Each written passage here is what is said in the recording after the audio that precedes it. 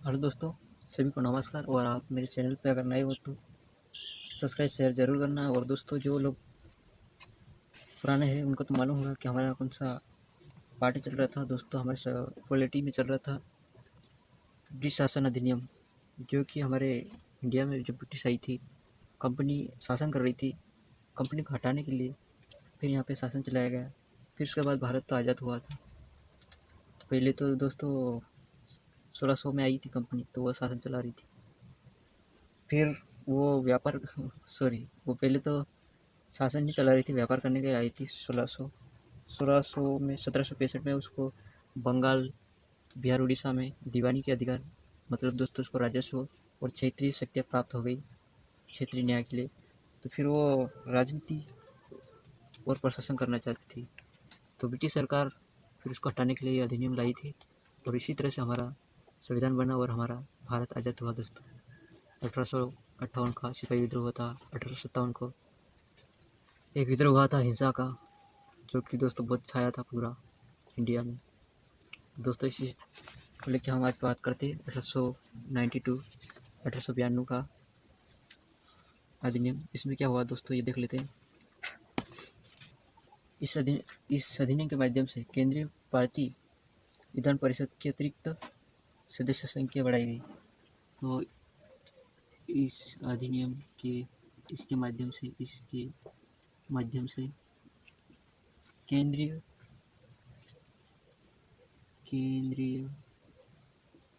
और प्रांतीय विधान परिषद में अतिरिक्त सदस्यों की वृद्धि की गई, पर बहुमत सरकारी सदस्य का होता था दोस्तों।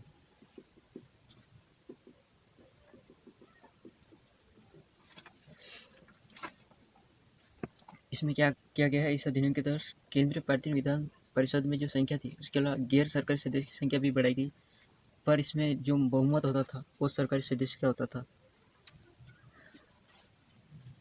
और इस अधिनियम के विधान परिषद के कार्य विधान परिषद के कार्य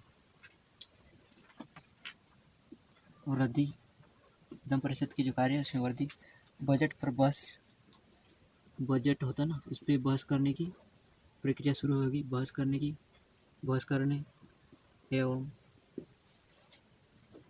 एवं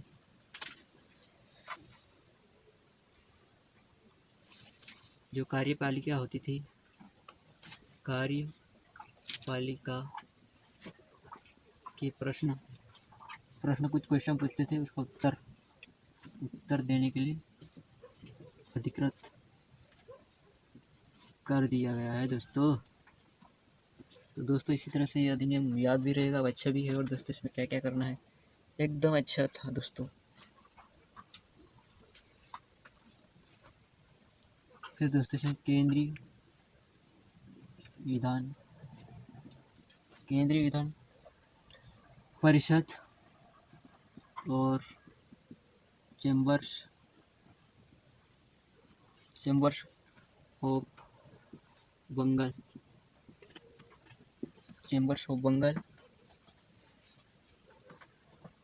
कॉमर्स है दोस्तों। चेंबर ऑफ कॉमर्स गैर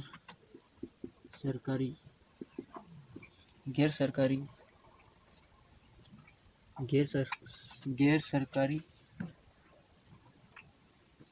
सदस्यों के नामांकन।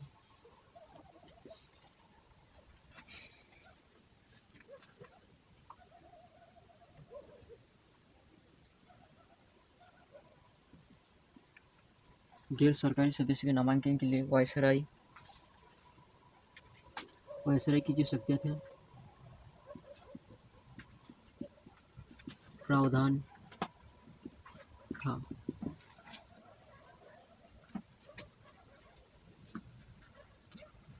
प्रांतीय विधानसभा में प्रांतीय विधान परिषद में गवर्नर को जिला परिषद दे दिया गया था दोस्तों, जिला परिषद। और नगर पालिका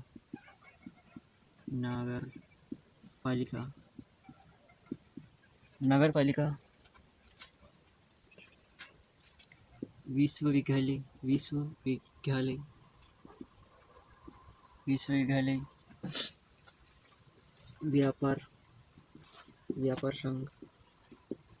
व्यापार संघ जमींदार और लिखा है दोस्तों, और आपको समझ में नहीं आ रहा क्या लिखा हुआ। और चेम्बर्स ऑफ, ये ऑफ है इंग्लिश में, कॉमर्स, चेम्बर ऑफ कॉमर्स की सिफारिश पर गैर सरकारी, ये सरकारी है, गैर सरकारी सदस्य की नियुक्ति शक्ति थी।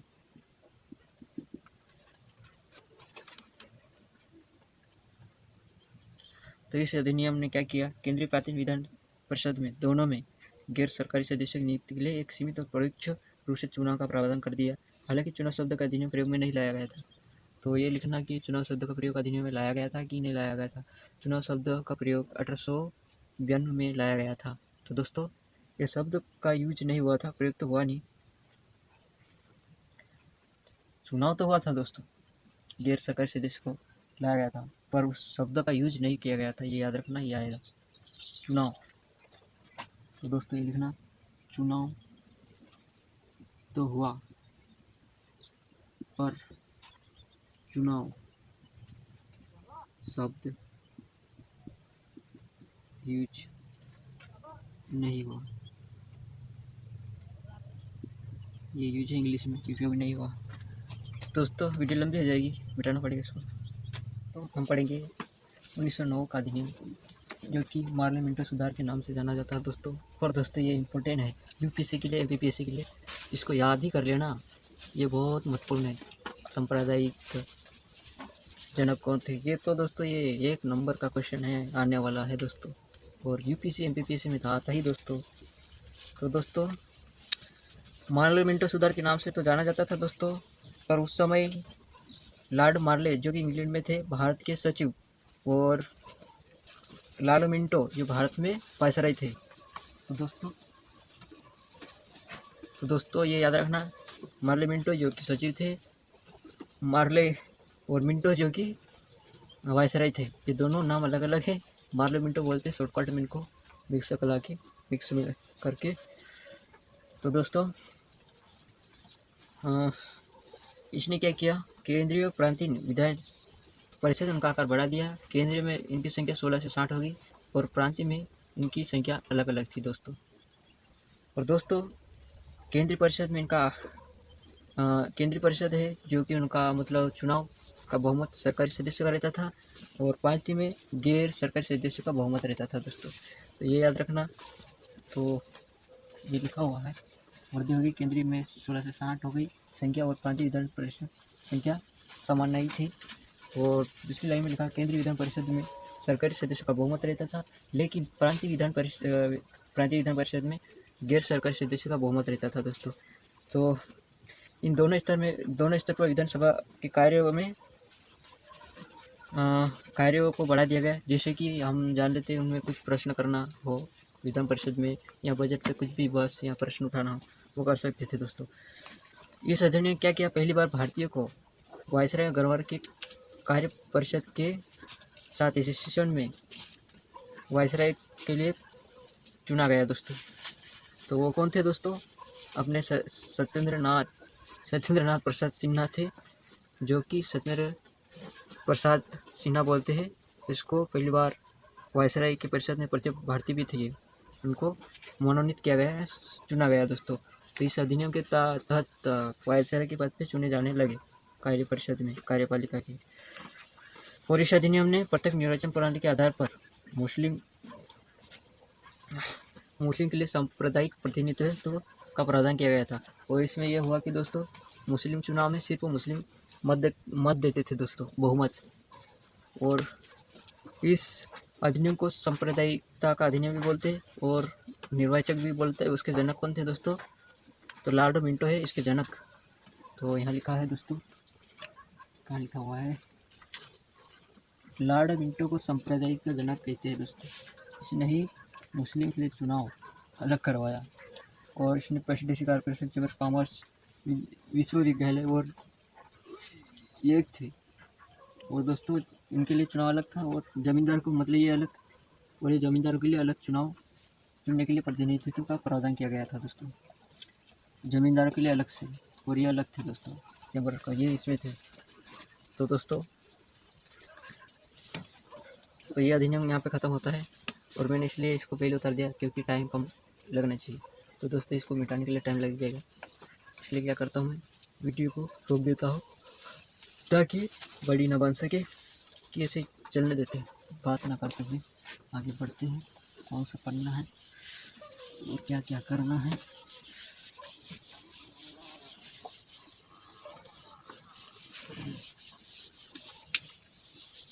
ऐसा लग रहा है 2 मिनट तो लग जाएगा, पर अपन इसको काट डालेंगे।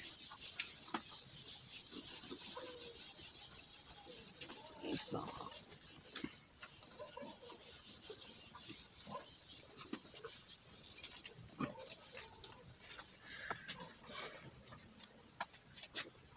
भारत शासन 1919 का अधिनियम, भारत शासन अधिनियम 1919, 20 अगस्त 1900 दोस्तों 20 अगस्त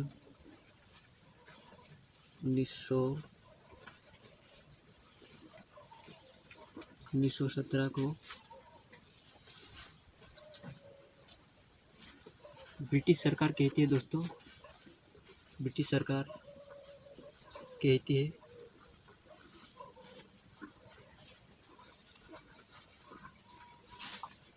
कि हमारा उद्देश्य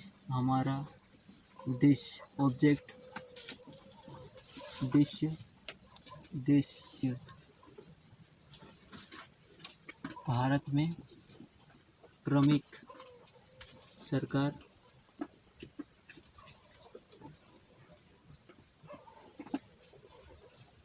क्रमिक रूप से उत्तरदायी सरकार क्रमिक रूप से रूप लिख देना पड़ेगा, उत्तरदायी सरकार स्थापना करना है दोस्तों, स्थापना करना था। और 1919 का जो अधिनियम बनाया गया, अधिनियम बना 1921 में लागू कर दिया गया दोस्तों, लागू हो गया 1921 में। और इस अधिनियम को बोलते थे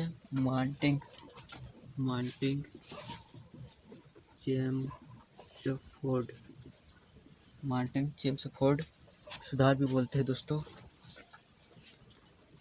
सुधार इसको कहते थे। और दोस्तों मार्टिन था ना दोस्तों, भारत का सचिव था, मार्टिन भारत का सचिव था, जबकि चेम्सफोर्ड ये चेम्स लिखा हुआ है दोस्तों, चेम्सफोर्ड वायसराय था, वायसराय इंडिया का है ना, भारत का वायसराय था। तो इसकी विशेषता देख लेते दोस्तों, क्या है इसकी विशेषताएं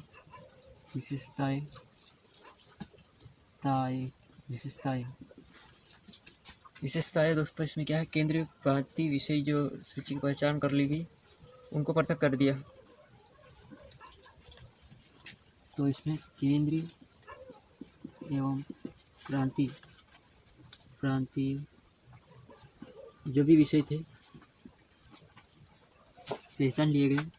पहचान कर विषय को पहचान कर अलग कर दिया गया।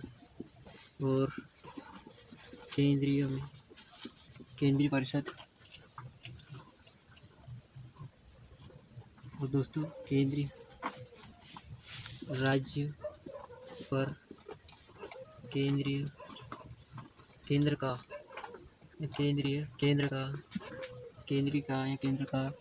नियंत्रण कम कर दिया गया। और इनका केंद्र में राज्य का मतलब ये अलग कर दिए गए।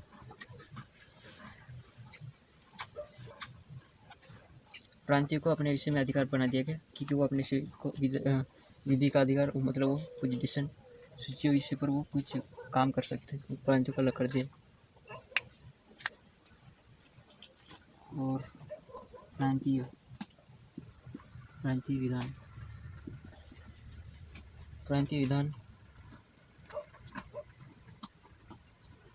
विधान परिषद को अपनी जो भी सूची होगी विधियाँ होगी सूची या विधि पर कानून बनाने का अधिकार मिल गया दोस्तों। ये लिखना अधिकार मिल गया। इसी तरह पर सरकार का ढांचा कैसा रहा। सरकार का ढांचा तो इसमें क्या हुआ दोस्तों, अलग तो कर दिए पर सरकार का ढांचा केंद्रीकरण हुआ। केंद्रीय या एकात्मक रहा। तो दोस्तों ये ऐसा याद रखना इसको, क्योंकि और इसने क्या किया, प्रांत के जो विषय थे प्रांतीय विषय को दो भागों में बांट दिया। कैसे दोस्तों, ये हुआ एक ये भाग है तो दो भागों में विभाजित कर दिया। एक को हस्तांतरित, एक को आरक्षित, एक को हस्तांतरित, एक को आरक्षित कर दिया था। इसका शासन कौन रहता था दोस्तों, तो दोस्तों इसका शासन गवर्नर रहता था। और इसका दोस्तों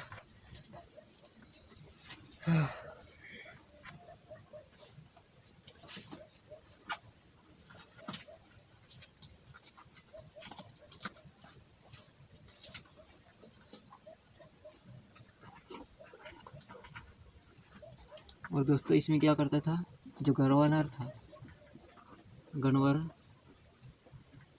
कार्यपालिका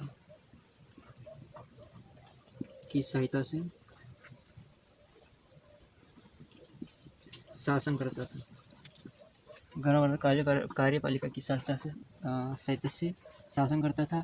और दोस्तों इसमें कार्यपालिका जो कि सदस्य होते थे, जो कि दोस्तों मंत्री बोल सकते हैं, ये इसमें हस्तांतरीय विषय में गवर्नर मंत्रियों की सहायता लेता था, मंत्रियों की सहायता से शासन चलाता था दोस्तों। तो यूपीएससी में इस तरह से लिखना बहुत बेस्ट माना जाता है दोस्तों। एमपीपीएससी में भी ऐसे लिख सकते हैं दोस्तों। और दोस्तों ये कि विधान परिषद के प्रति उत्तरदायी होता था कौन, हस्तांतरित विषय। और ये आरक्षित विषय था, ये उत्तरदायी था, उत्तरदायी नॉट उत्तरदायी। आरक्षित विषय किसी पे उत्तरदायी नहीं होता था, पर हस्तांतरित विषय जो कि उत्तरदायी होता था विधान परिषद पर। इसी तरह से दोस्तों इस शासन को दोहरी शासन बोलते हैं दोस्तों। तो द्वैत शासन कहा गया, दोहरा शासन कहा गया। दो शासन है हमारे देश में, ऐसा कहा गया दोस्तों। पर ये आगे चला नहीं, असफल हो गया। जो शासन आगे असफल हो गया, अनसक्सेस, आगे इसको चलाने की उम्मीद नहीं थी। और इसने प्रत्यक्ष देश शासन के माध्यम से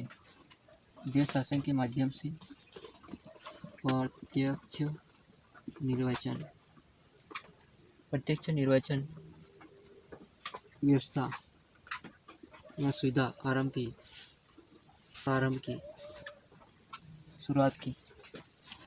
की या शुरुआत की एक ही होता है दोस्तों। इस प्रकार भारतीय विधान परिषद की स्थापना द्वितीय शासन व्यवस्था राज्यसभा लोकसभा का गठन हुआ। इसकी ही सहायता से भारतीय विधान परिषद में भारतीय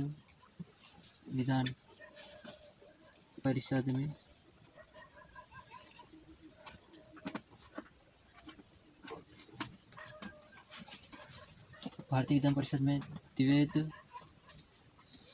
शासन के तौर पर क्या क्या हुआ दोस्तों, तो इसमें राज्यसभा लोकसभा इनका गठन किया गया, लोकसभा एवं राज्यसभा का गठन किया गया और दोनों के सदस्यों का बहुसंख्यक सदस्यों को प्रत्यक्ष तौर पर चुना जाता था। उनका निर्वाचन डायरेक्ट होता था। पर हालांकि अभी चल रहा है वैसे तो। फिर इसने क्या किया दोस्तों, जो वायसराय की कार्य परिषद थी, वायसराय की कार्य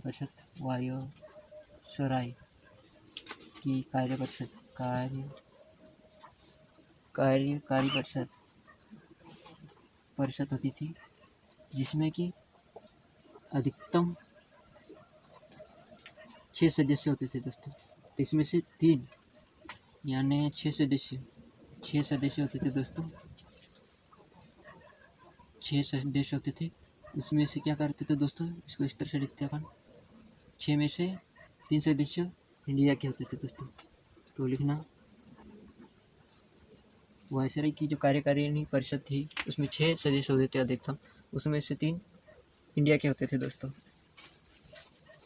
और इसी तरह से आवश्यक बना दिया गया था कि 6 में से 3 सदस्य इंडिया के होना ही चाहिए, ऐसा बोल दिया गया। ऐसा अधिनियम, कौन सा अधिनियम, 1919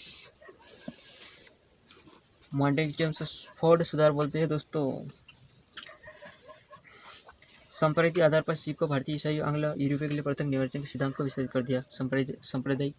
सांप्रदायिक जो शब्द आया था 1909 में पार्लियामेंट्री सुधार में, उसी के अनुसार आप सिख, ईसाई, इस्लाम जो भी होते थे उनको अलग का निर्वाचन का सिद्धांत अपना दिया, सिद्धांत को अपना दिया। तो सांप्रदायिकता के आधार पर हर कम्युनिटी, हर समुदाय को अलग निर्वाचन का सिद्धांत दिया। दोस्तों हमारा मोबाइल है ना, जो कि कैमरा गर्म हो जाता है तो अपने आप कैमरा बंद हो जाता है, वार्निंग दे देता है कि बंद हो गया अपना कैमरा सिस्टम, तो बंद हो जाता है। इसलिए दोबारा और चालू करके मैं फिर आया हूँ। तो ये टॉपिक हमारा कंप्लीट हो गया था। तो दोस्तों हम पहुँच चुके थे इधर तो कंप्लीट हो गया था।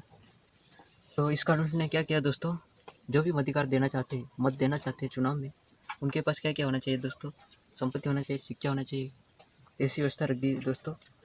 और लोगों को सीमित अधिकार दिया दोस्तों। इस कानून लंदन में भारत के लिए उच्चायुक्त कार्यकाल का गठन किया, जिसमें कि वो मतलब पहले जो सचिव कर रहे थे अब उनको दे दिया, मतलब उसको दे दिया, सचिव नहीं करता था अभी। तो इसमें लोक सेवा आयोग का गठन किया। 1926 में केंद्रीय लोक सेवा आयोग का गठन हुआ दोस्तों। तो मैं नहीं लिख रहा हूँ अभी क्या हुआ, तो लिख देता हूँ, संपत्ति, शिक्षा, कर के माध्यम से सीमित मताधिकार का अधिकार दे दिया। और दोस्तों इस अधिनियम ने क्या किया, लंदन में भारत के लिए उच्चायुक्त का कार्यकाल का गठन किया। पहले सचिव करता था दोस्तों, भारत सचिव, और अब उनको दे दिया तो वो कर रहा है दोस्तों, यही समझ लो। उसने पहली बार केंद्रीय लोक सेवा आयोग का गठन किया। केंद्रीय लोक सेवा आयोग का गठन किया 1926 में लोक सेवा आयोग का गठन किया गया, केंद्रीय लोक सेवा आयोग है ना, 1926 में केंद्रीय लोक सेवा आयोग का गठन किया सिविल सेवकों की भर्ती के लिए। दोस्तों ये याद रखना।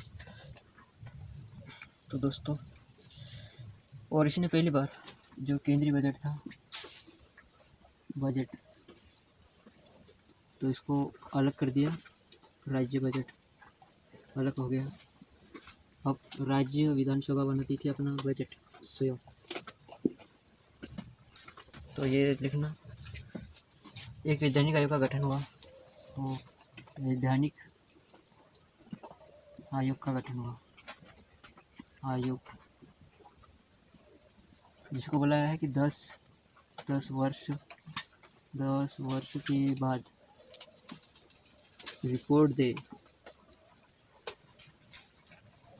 जांच करके रिपोर्ट देना चाहिए। तो दोस्तों ये अधिनियम 1919 को ख़त्म होता है और अगला अधिनियम देखते हैं कौन सा अधिनियम है दोस्तों, जो कि महत्वपूर्ण तो है ही दोस्तों 1935, जबकि हमें पढ़ना है साइमन कमीशन, जिसकी इंडिया वाले बहुत बहिष्कार कर दिया इंडिया वाले। तो दोस्तों आज का लेक्चर इतना ही, और चैनल पे नए हो तो सब्सक्राइब शेयर जरूर करना।